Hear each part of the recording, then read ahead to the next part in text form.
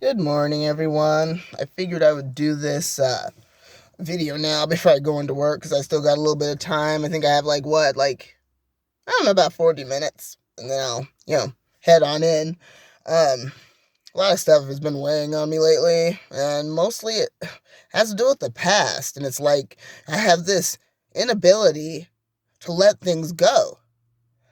And I don't want anybody else to end up in a situation like this either, where they're holding so many grudges over so many years that, it keeps coming back to bite them in their butt. You know what I mean?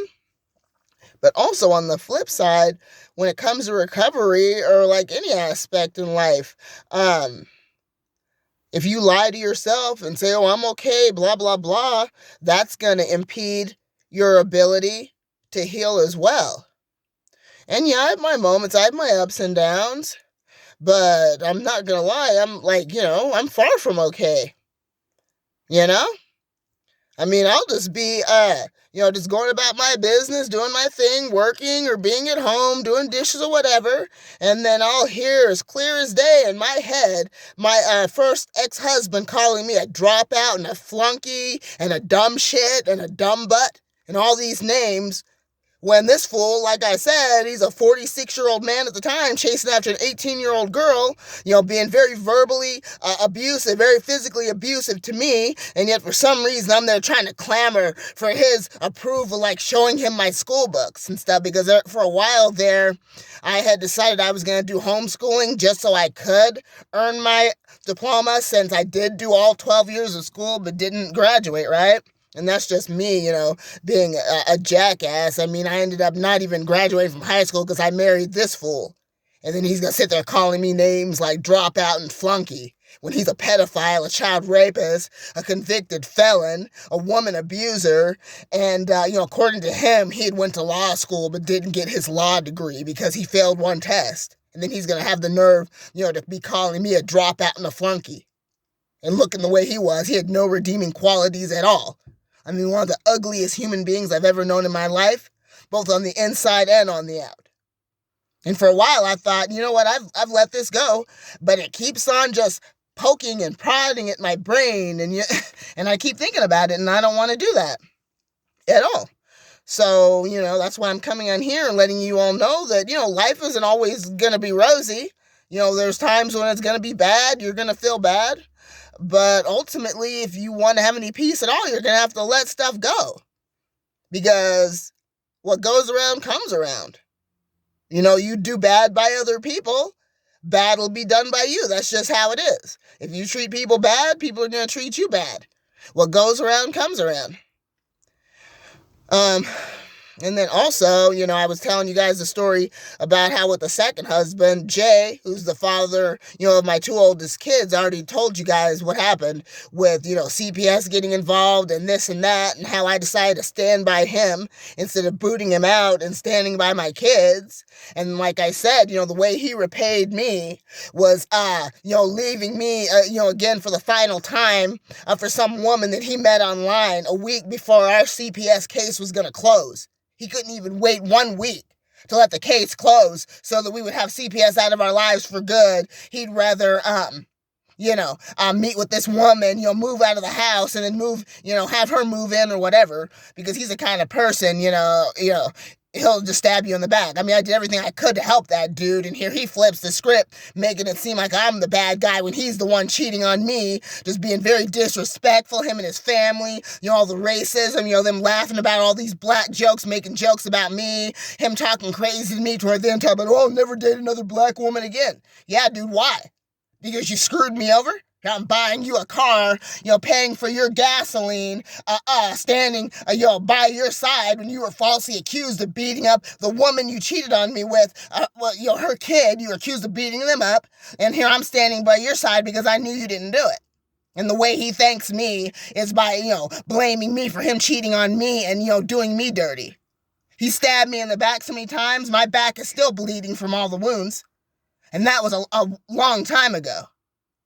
And then, what's funny, though, is to add insult to injury,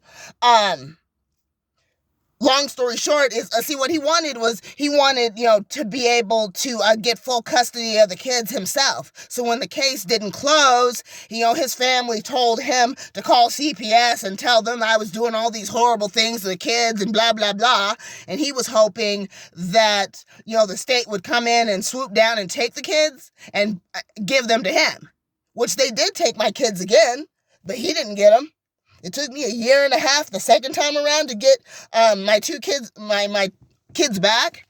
And this time around, though, he bowed out of everything. We had to do a bunch of different services. And in the very beginning of that, he's like, no, I'm not going to do it. But and the funny thing is, too, he actually brought the woman into court. That was the reason why our case stayed open. Gonna bring her into court and have her in there, taunting me over the fact that he left me for her and that, the case was open. Yeah, it's very irritating.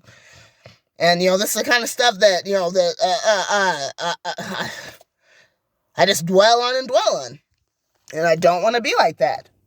But it's like, I just have a lot of time to think about things. And the process of trying to heal, it's like, oh, wow, why did all these people screw me over when I was trying to, help them out? What did I do to deserve to be treated like dirt? And this goes, like I said, this goes way back to when I was first born. End up, being born to a mom who's completely out of her mind, who never even needed to even have kids, ever. And then have a dad who's almost completely non-existent, never even around, at all. So, yeah, it's just a mess. But, yeah, so that's pretty much what's been on my mind lately. And I know it seems horrible, but I'm also not going to be sitting up here acting like, oh, everything is hunky-dory, everything is great. Because, you'll go onto Facebook and you'll see all these people trying to make you believe how much better their lives are than yours. Which is also, pure fabrication as far as I'm concerned, because ain't nobody on this planet have a perfect life. Like, nobody. And if you're saying you do, you're a liar, straight up. For real. All right. Well, I gotta go. The only thing I can say for now is just pray for me. I'm trying to take one day at a time, one moment at a time, and just being bombarded with negativity. I hate it. I don't like it. I don't want anything to do with it. But it's hard to let it go. So prayers will be appreciated. And whatever y'all do, if something happens to you, if somebody's done you dirty, cut ties and move on. Don't be sitting around stewing. Don't be letting that stuff bury, just burrow inside of you and just cause you to just have so much hatred and anger inside. Because it's only going to hurt you. It ain't going to hurt nobody else but you. And it ain't worth it. These dudes aren't worth it. All these people who have been in my life who have done me dirty, they're not worth it at all. Because anybody's going to act a fool like that to you, treat you like dirt, and be acting crazy to you, there's something wrong with their brain. Especially if you haven't done nothing to them. Then they want to act a fool? Don't give them the satisfaction of making you feel bad. They're not worth it. Well, I gotta go. Love you guys. If you haven't subscribed, please do, but only if you want to. Have a great day. God bless y'all. Love you. Bye.